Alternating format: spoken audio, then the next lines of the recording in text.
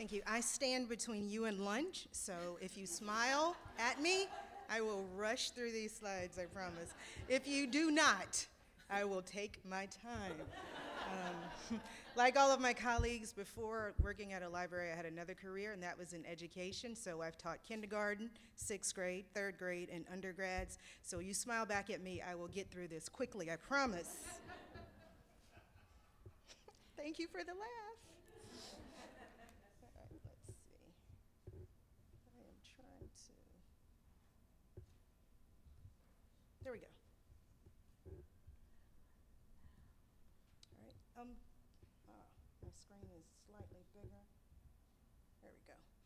Just a little bit about our oral history projects, and I should apologize that some of what I say have already been said, but I'm not going to apologize for it because it speaks to the importance, it speaks to the necessity of preserving these stories, it speaks to what our panelists stated this morning about how each of our stories are unique and the themes and so forth, so I'm not going to apologize for that. But I do want to spend a little time telling you about how you've collected the stories, and I can really speak for Christine. If you email her, she will respond back to you.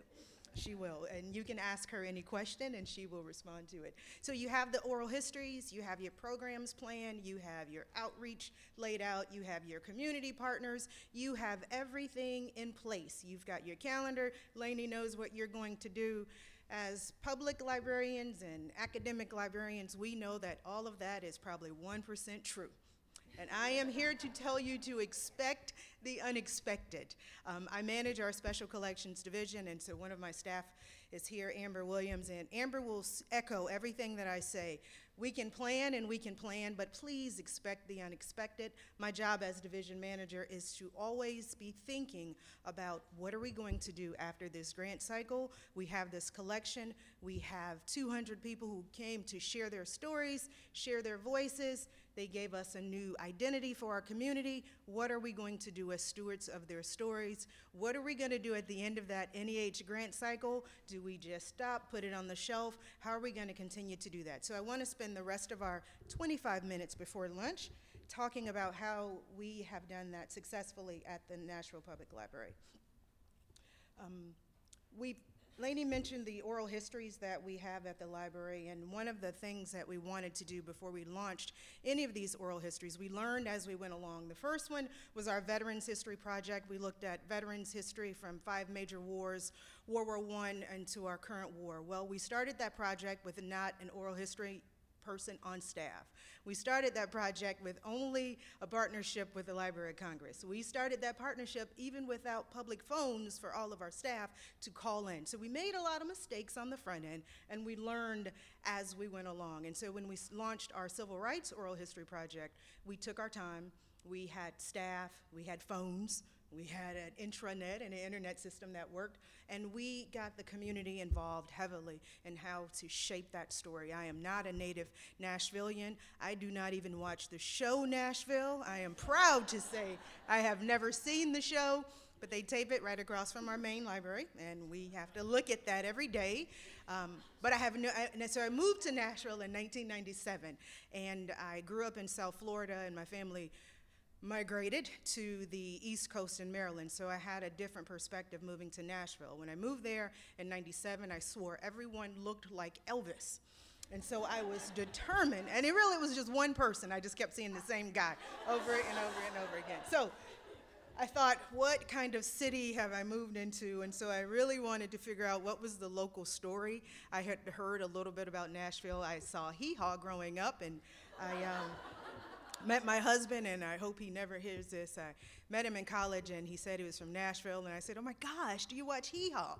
And that was my perspective of Nashville, moving to this wonderful city, which has changed tremendously in the past 14 years, 17, 19 years that I have been there.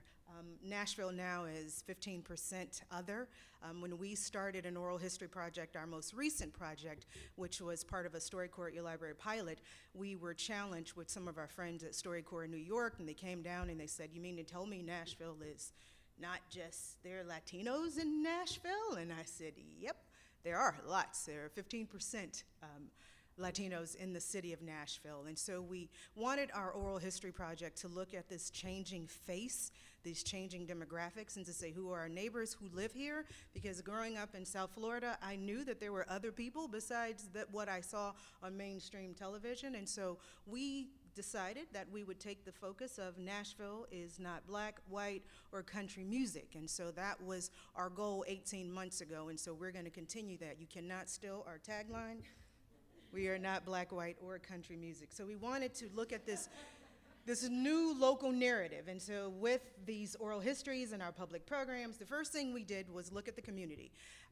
Not being a native Nashvilleian, not being someone who grew up in Nashville or in the South in 1957, when we started the Civil Rights Oral History Project, no one would talk to me and no one would listen, and you're going to have those same experiences, and Christine already alluded to that. So what we tried to do was train the community on how to become oral historians, and so we created this coin, community curators. The media loved it. The Tennessean ran the article. The library is creating community curators. We had no idea what any of that meant, but it worked. It was a marketing brand. We knew we were going to stick with it because it got the public out and it got them interested. So what we tried to do, we trained some local writers who are from that greatest generation, John Edgerton being one, John Siegenthaler being another, and asked them, you be the face of this project. And so people will feel a little bit more comfortable talking to you. My role as a librarian, as a special collections manager, as an oral historian is to do nothing but make sure we have the story. And so I encourage you to look at it. This is not a library project or a museum project. This is a story of our local history, our local narrative. And so we took on the slant that we will let the community create the content. I know that is not what we are taught in the archives world, but we will let the community create the content. So some of the public programs and events that we have done in the past, we've used oral histories, we've used some of our collections that we have to stimulate conversation. The picture that you see to the far left is Myra. Myra was one of those people that we brought on early on to be the face of our New Faces of Nashville project. And Myra said, I will let the participants speak in Spanish, and thank you for mentioning that. You don't have to understand anything that they say, but make them feel comfortable. So when we left our main building downtown Nashville to do these oral histories, we went in the communities. Another thing that we did, we didn't want our logo, the library's logo, being the front and center of the project, because it's not the library's project. We put our egos to the side. We got our administration on board, our stakeholders, internal and external, to say this is a great thing for the library, but it's not about the library. And so I encourage you to start having those conversations early on with your administration and let them really see, because when it comes down to budget, beyond the grant cycle, when it comes down to staffing, beyond the grant cycle, or are you going to use Omeka or Content DM, and how are you going to sustain these partnerships? Your administration they have to have buy-in, and so start having those conversations early. Two programs that I would like to highlight how we've used oral histories. One, we decided to, again, my background is in education, so we worked with our local schools, public and private, to make sure that every third and fourth grader in the state of Tennessee knew some aspect of Nashville's civil rights history. So students in Nashville had no idea who John Lewis was or Diane Nash. And so we looked at the state standards. We had our staff map out everything that we had in our collection to mirror these standards for these public schools, and we were able to get our material now is every third grader and every fourth grader in the state of Tennessee who's studying civil rights will utilize our oral history collection. A second project that we did, and Amber is the brainchild behind that, and I'm glad she's here. I will not take credit for it, but she worked with Vanderbilt to utilize our Nashville New Faces project to create a biogeography project. And so our speaker Stephen spoke this morning about place and space. And so what these students, these PhD students from Vanderbilt did was to listen to these oral histories, take in all the story, and map out plots on map, geocaching. They created these biographies, and it's a fabulous project. But because we were able to reach out to Vanderbilt, this higher institution, they now have started to take on that project. So now that we are beyond our grant cycle with that StoryCorps project, but the project continues to live on. Again, I echo that. Please be thinking on the front end, how are you going to sustain this momentum of this LA 500 project after our grant cycle is over?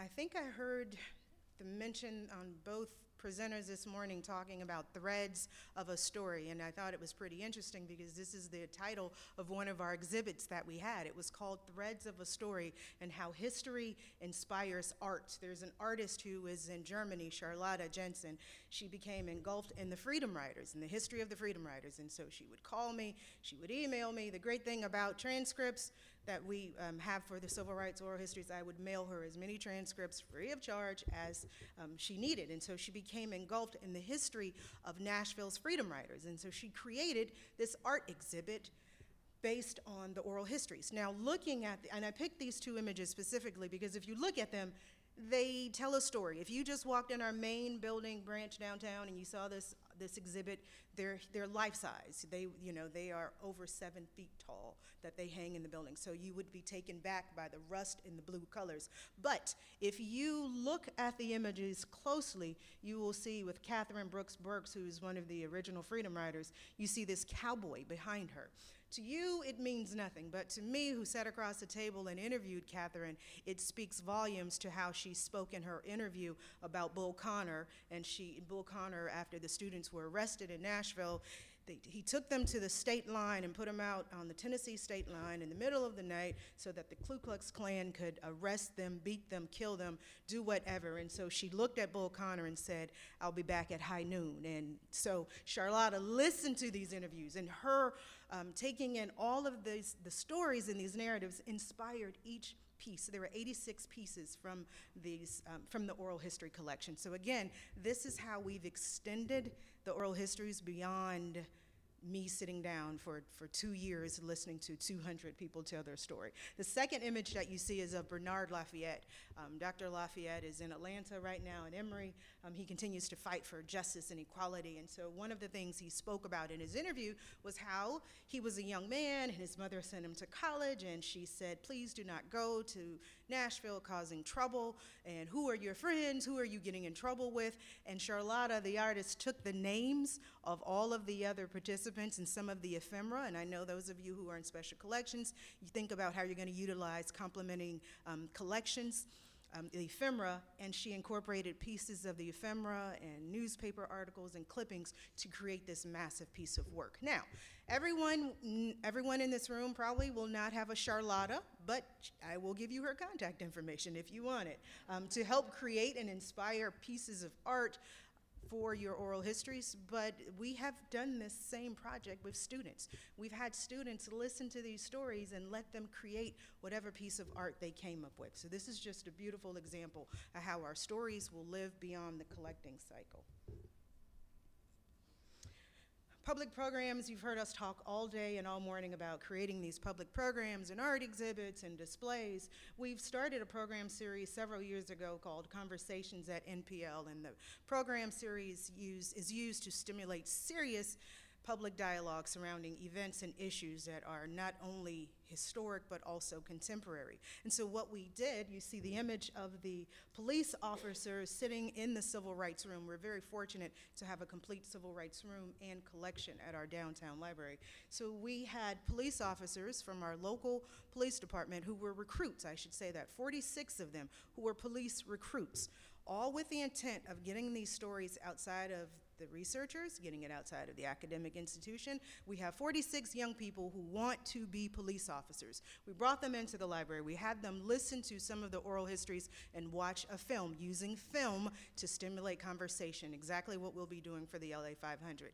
They watched a film, A Child Shall Lead Them. They heard the stories of students that desegregated schools in Nashville in 1957, and these recruits began to have a conversation, and I asked them, what does this mean? Why are we still having conversations about race, looking at our local story and narrative about how schools desegregated in 57 and a post-Trayvon Martin society? Why are we still having these conversations? And we just put it in the hands of these future police officers who will be protecting our city, but who also need to understand the history of the city that they serve. So we use these oral histories to engage the community.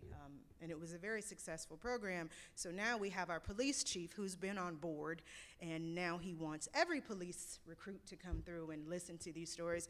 And since then, we've had 2 classes from our Tennessee Bureau of Investigators of these agents who have, I watch forensic files faithfully, and they told me that it all is a lie. So I told them, you know, what our history books have told us about the civil rights movement is a lie as well. And I'm sure we'll have these same conversations because I've already bragged about the LA 500 project to them, and they're ready also to continue this conversation of how these public, oh, thank you. Thank you.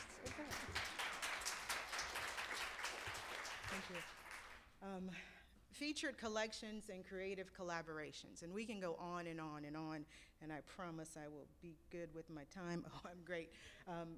Looking at these collections that we've created, you guys will spend a lot of time collecting oral histories, developing your public programs. I'm going to leave you with a few nuggets, not that I'm a guru who sits on high. I think Stephen said, who's Mount Olympus. I do not sit there, but I will leave you with a few nuggets of someone who's been doing these public programs and oral histories for over 15 years. Before you start your project, please think about it. And think about it. You know, it's great that we all submitted, you know, all our program series with all of our scholars, and we're going to do this on Monday, June 29th, 2016. Please think about everything that you do and be deliberate in your effort. Forget about your institution. Forget about you doing all of these things to fulfill the grant. Erase the grant. Think about the person, think about the people, think about the communities that each of us serve, that each of us live in. That's so much more important. When we were working on our StoryCorps Your Library grant, we knew we only had 1 year to get these stories in, and StoryCorps required that we had 40 interviews. And we've been doing oral histories. Oh, that's going to be easy. We waited 6 months before we even launched our program because we wanted to do it. We wanted to build community momentum. We wanted to make sure our marketing was in place. We wanted to make sure we had things in Spanish and in English. We wanted to make sure that we had a group of community curators who could go out and act on behalf of the project, on the importance of the story, and not on behalf of an institution. Because like you, we are still viewed as the man as well, with so many undocumented citizens in our local downtown area or just in Nashville.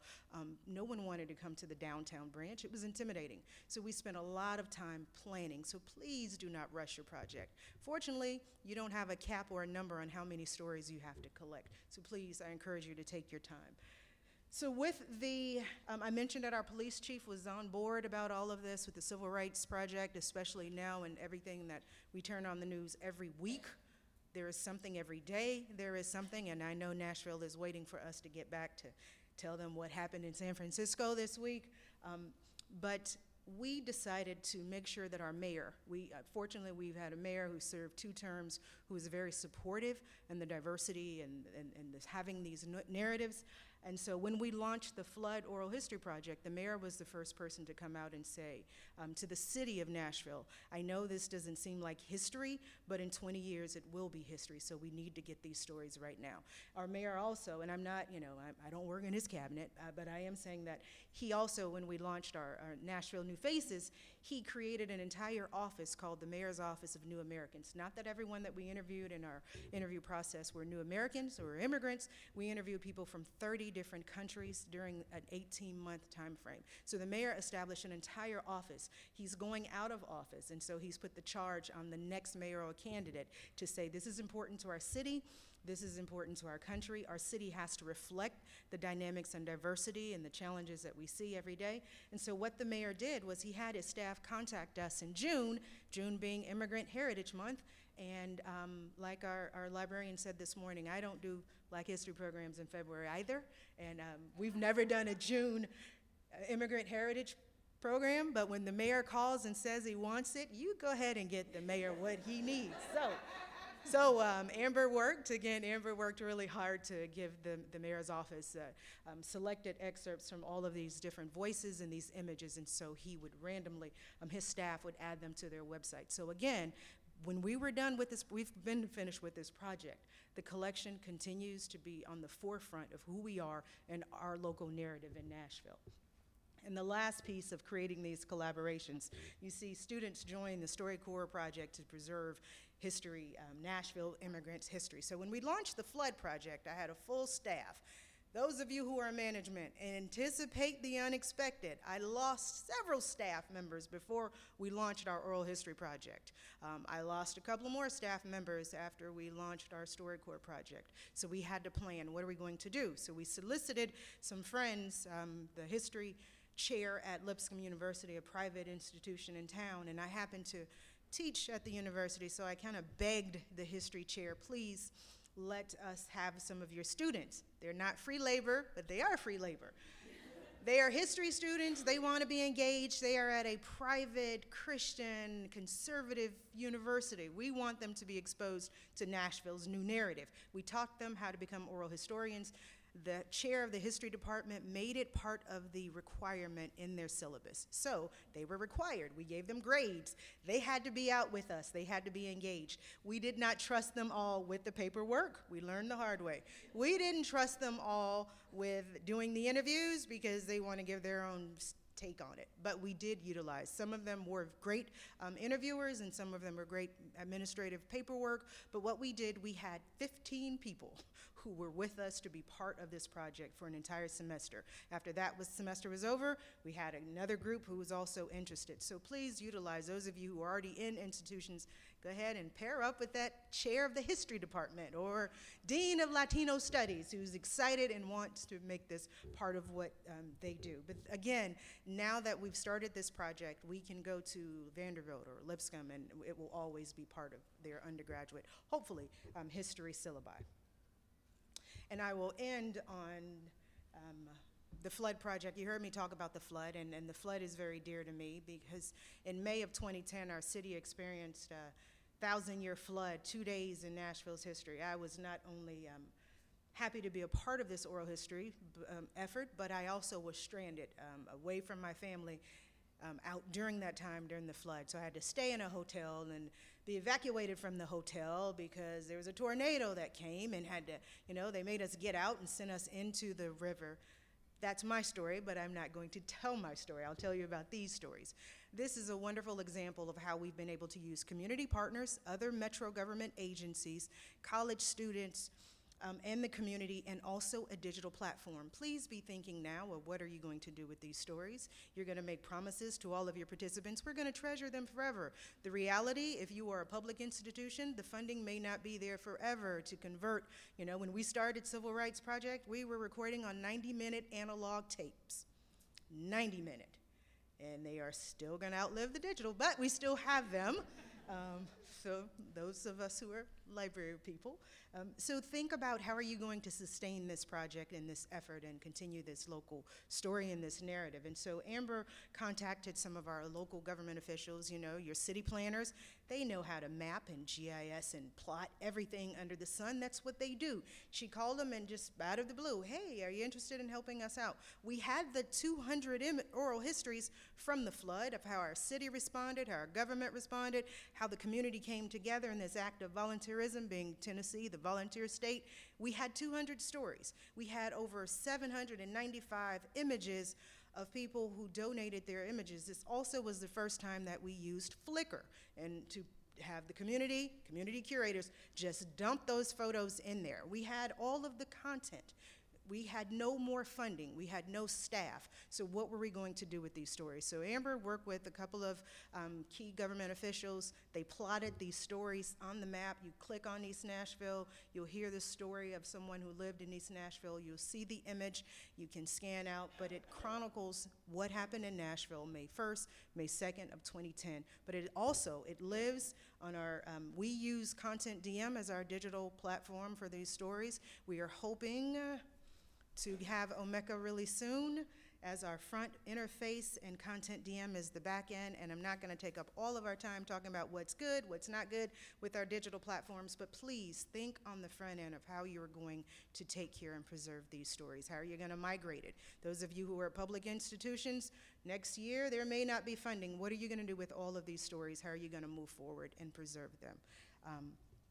and be thinking beyond the grant cycle. Be thinking of this project as not a grant, but also a journey. The LA 500 project, I've been talking about it for, I don't know, a very, very long time, 2 years. So my staff, they are well prepared and they understand the enormity of this and the conversations that will be had. All of our public program, those of you who are in positions to change and influence, I made sure that I was part of our library strategic plan committee, and I made sure that what we were doing as an institution for the next 3 to 5 years is community engagement and public conversations. I accidentally just inserted the LA 500 as an example and an objective. So after the grant cycle, the library will be committed to continuing this project. So at least for the next 3 to 5 years. So. I think I'm going to stop right there to allow time for questions. Thank you so much.